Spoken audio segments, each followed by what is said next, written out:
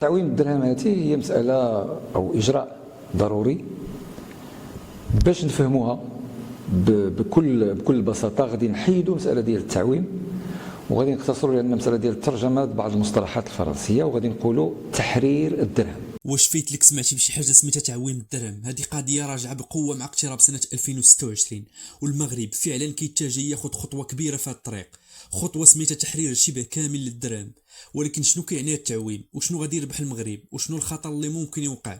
خليكم معايا في هذا الفيديو غادي نشرح لكم كل شيء. ولكن قبل ما نبداو نتنساش تخلي لايك واشترك في القناه وفعل زر الجرس باش توصل بكل ما هو جديد ان شاء الله. ويلا نبداو. تعويم الدرهم هي بحال واحد العمله، يعني غينضاف على الدول الاوروبيه. المهم ما عرفناش بالضبط شنو، ولكن كنظن انه زعما ماشي في صالح المغاربه. ما خا مرحله مدادقه دخلوا فيها التعويم الدرهم، فهمتي؟ الدرهم دابا ومساويس عاد يرجع كيش غنعملوا له مع الاورو ديك الساعه يدادق مره رجعوا بحال ما صار. صراحه هذه الفكره يعني جديده بالنسبه للشعب وميمطو، يعني بصراحه ما صالحناش لان القدره الشرائيه ديال المواطن ناقصه شويه. القصه بدات سنه 2018 ملي المغرب قرر يمشي تدريجيا نحو تحرير الدرهم. في الاول عطاو ليه غير هامش صغير باش يتحرك فيه، ومن بعد زادوا شويه بشويه حتى وصل اليوم ل 5%. يعني البنك المركزي ما بقاش كيتحكم 100% في الدرهم، ولكن كيعطي شويه الحريه يتحرك حسب العرض والطلب. التجربه ما كانت سهله حيت المغرب عاش صدمات كبرى، كورونا والجفاف وغلاء الطاقه والمواد الاوليه في العالم كامل. ورغم كل هذا الشيء الاقتصاد المغربي بقى واقف ما طاحش وبقى محافظ على الاستقرار النسبي. إذا ما عارفينش واش هو التعويم أو تحرير الدرهم العملة الوطنية، يعني لو قلنا التحرير راه ماشي محرر، له ارتباط، فهمت؟ والدرهم في المغرب عنده ارتباط باش بعملتين أجنبيتين، الأورو 60% والدولار 40%. يعني عندنا الدرهم ها هو عنده 60% في الأورو معتمد عليه القيمة نتاعو معتمد، و40% نتاع الدولار. لماذا 60% ديال الأورو؟ لماذا؟ لأن أكثر المعاملات تقع بين أوروبا والمغرب. وعلاش الدولار 40%؟ علاش؟ واخا أن المغرب مع أمريكان ما كانش تعامل كبير، ولماذا أضفنا إلى سلة العملات التي يعتمد ويرتبط بها الدرهم زدنا الدولار؟ علاش؟ عالمي علاش؟ واخا عالمي نديروه. علاش دول الخليج؟ لا، لأن السلع اللي احنا محتاجين لها ضرورة هما زوج، اللي هو البترول والقمح. هذو خصنا نجيبوهم، هذو يتباعوا في الأسواق العالمية باش بالدولار. منين كنقولوا تعويم الدرهم ما كنعنيوش نرميو الدرهم في السوق ونخلوه يغرق، هو عمليه تقنيه كيديرها بنك المغرب، خطوه مدروسه ومراقبه بشراكه مع الدوله والمقاولات.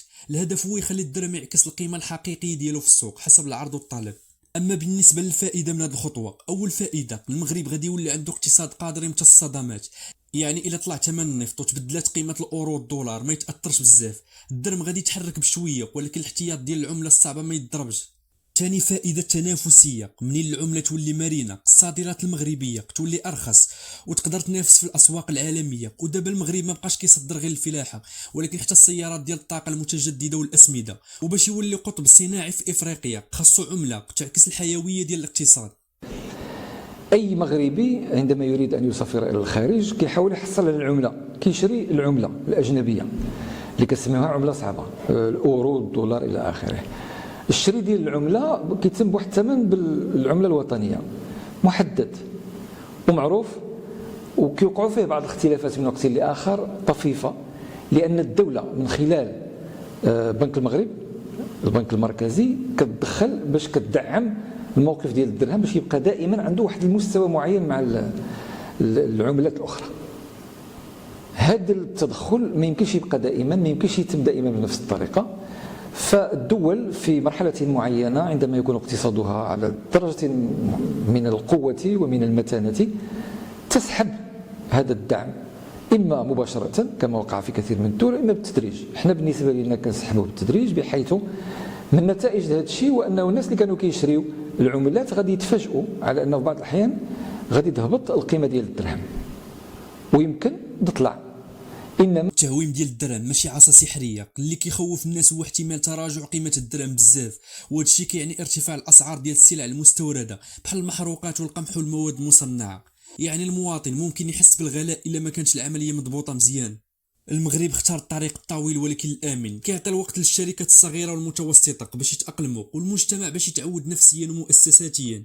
بنك المغرب قال حنا جاهزين تقنيا، ولكن السؤال الكبير هو واش الاقتصاد كامل مستعد؟ البنوك، المقاولات وحتى المستهلك، كلشي خصو يكون في الصوره. اما بالنسبه للرأي الصندوق الدولي، صندوق النقد الدولي كيشوف ان الظرفيه مناسبه، التضخم نازل والاستثمارات طالعين بفضل مشاريع الماء والطاقه، والتحضيرات ديال كاس العالم 2030 كتعطي دفعه قويه، وحتى الاحتياط من العمله الصعبه مرتاح.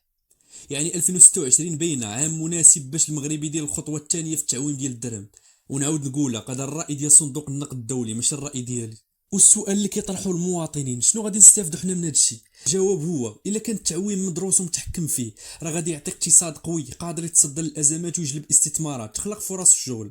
وهذه هي الفكره، الدرهم غادي يولي مرآة حقيقي للاقتصاد المغربي ماشي رقم مفروض من الفوق. واخيرا فرا بالنسبه لهم تعويم الدرهم ماشي مغامره، بل تعبير على الثقه في المسار اللي ماشي فيه المغرب. من 2018 هو كيدرج بحكمه، واليوم مع اقتراب 2026 كيبان ان البلد مستعد ديال الخطوه المقبله. الدرهم ما بقاش غير ورقه نقديه، راه رمز الاقتصاد ديال المغرب. ولو وصلتوا حتى لهنا ما تنساوش لايك واشترك في القناه وفعل زر الجرس باش توصل بكل ما هو جديد ان شاء الله. شوف في الحقيقة راه موضوعيا المعطيات الرسمية لإحصائيات الواقع الملموس كيبين بأنه الوضع الاقتصادي ديال المغرب ما كيمكنوش باش يكون عنده داك الاحتياطي ديال العملة الصعبة الكافي باش نحافظوا على المستوى ديال الدرهم اللي بنك المغرب بغى يحددوه هو.